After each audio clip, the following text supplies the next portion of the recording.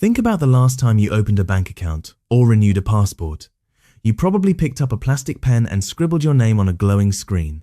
We treat it as a mundane chore, but behind that glass is a high-stakes battleground for identity and security. Are we truly safe when our most personal mark becomes just another string of data? That is the exact question keeping bank executives and government officials awake at night. For years, the market settled for good enough basic screens that barely captured a legible scribble. But when dealing with national ID programs or massive financial transfers, good enough is essentially an open door for fraud. The standard has completely shifted. Which brings us to the hardware actually winning these massive public bids today, like the Ugee UG0501.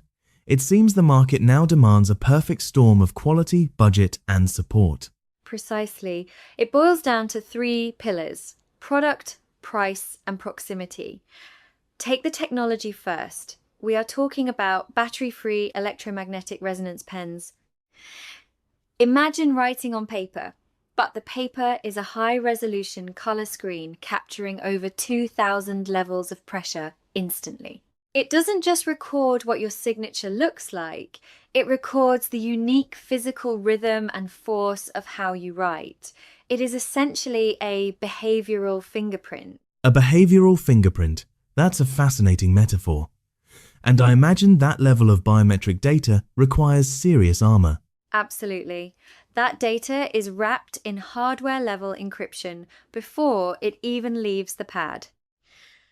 That is why massive deployments like a recent national ID project in Mexico that rolled out 7,000 units rely on this specific architecture. It sails through the most brutal zero-trust security audits.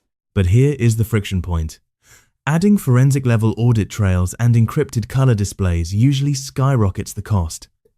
How does this not break the budget for integrators trying to win these fierce government contracts? It is all about vertical integration.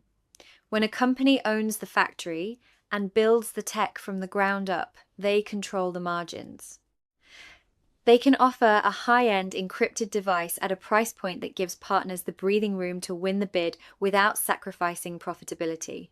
Plus, they provide the localized support, the proximity offering, the software kits, and engineering backup, so projects don't collapse during implementation. Hardware without support is just an expensive paperweight. An expensive paperweight indeed. It makes you wonder, as our physical signatures are increasingly digitized, analyzed, and encrypted, what happens to the human element of trust? We are building flawless digital fortresses, but in a world of zero-trust architecture, are we engineering a future where we no longer need to trust each other at all? Something to ponder the next time you pick up that digital pen. Please visit CompSource for this and over 1 million other products today.